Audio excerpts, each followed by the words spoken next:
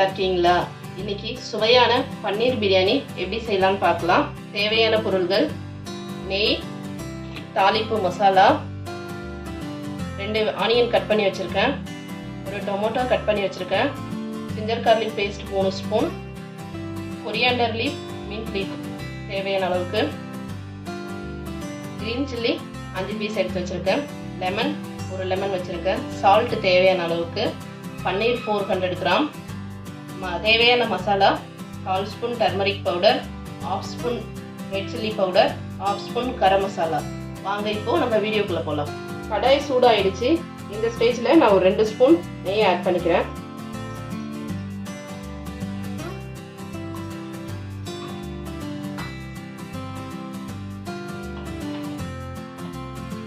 ஒரு ஸ்பூன் அளவுக்கு நான் நல்லெண்ணெய் ஆட் பண்ணிக்கிறேன்.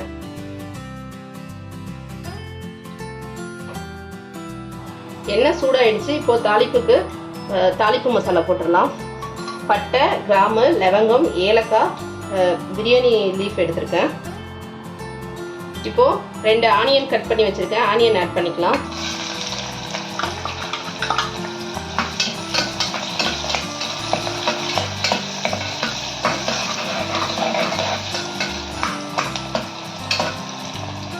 நல்ல ஒரு 2 நிமிஷம் வரையும் வெங்காயம் நல்லா வதங்கட்டும், ஒரு பொன்னிறமா வரட்டும். இப்போ ஆனியன் நல்லா வதங்கிடுச்சு. இந்த ஸ்டேஜ்ல ஒரு 5 பச்சை மிளகாய் அப்படியே முழுசாவே ஆட் பண்ணிக்கோங்க. ஒரு பெரிய சைஸ் அளவு தக்காளி எடுத்து நைஸா கட் பண்ணியிருக்கேன், அதையும் ஆட் பண்ணிக்கலாம்.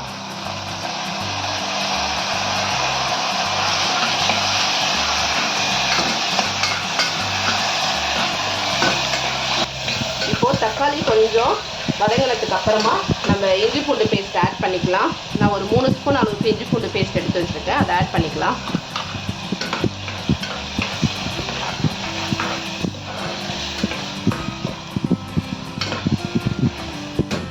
இப்போ இதெல்லாம் நல்லா வதங்குறதுக்கு தேவையான அளவுக்கு சால்ட் ஆட் பண்ணிக்கலாம்.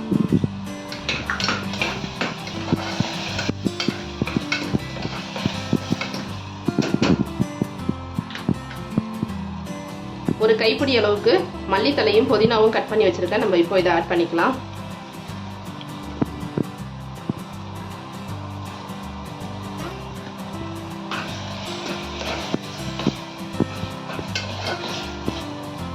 இது நல்லா ஒரு 2 நிமிஷத்துக்கு வதங்கி வரட்டும். இப்போ தக்காளி வெங்காயம் நல்லா வதங்கிடுச்சு. இந்த ஸ்டேஜ்ல மஞ்சள் தூள், மிளகாய் தூள், கரம் மசாலா இதை ஆட் பண்ணிக்கலாம்.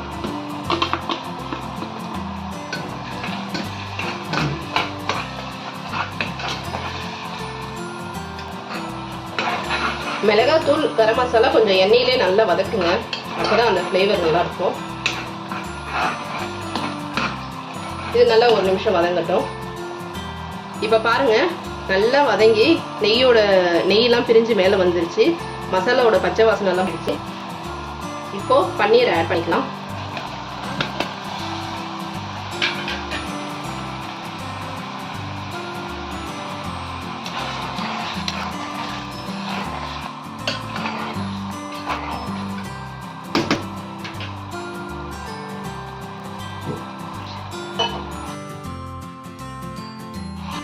ஒரு கிளாஸ் அரிசிக்கு 2 கிளாஸ் அளவுக்கு தண்ணி வச்சு நான் ஆட் பண்ணியிருக்கேன்.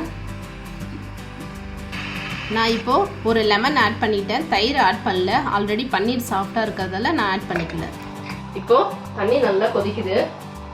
நான் 2 கிளாஸ் ரைஸ் எடுத்து ஊற வச்சுருக்கேன். இப்போ அதை ஆட் பண்ணிக்கலாம். ஒரு 1/2 hour கிட்ட ஊறிட்டு இருந்துச்சு.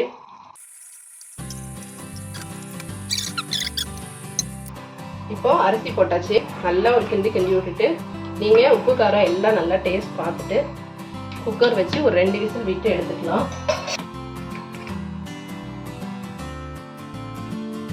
இப்போ 2 விசில் வந்துடுச்சு. இப்போ ஓபன் பண்ணி பார்க்கலாம்.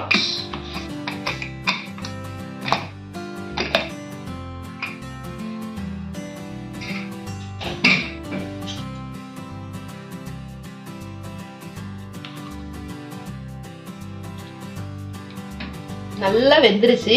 இங்க பாருங்க, நம்மளோட சுவையான பன்னீர் பிரியாணி ரெடி ஆயிடுச்சு.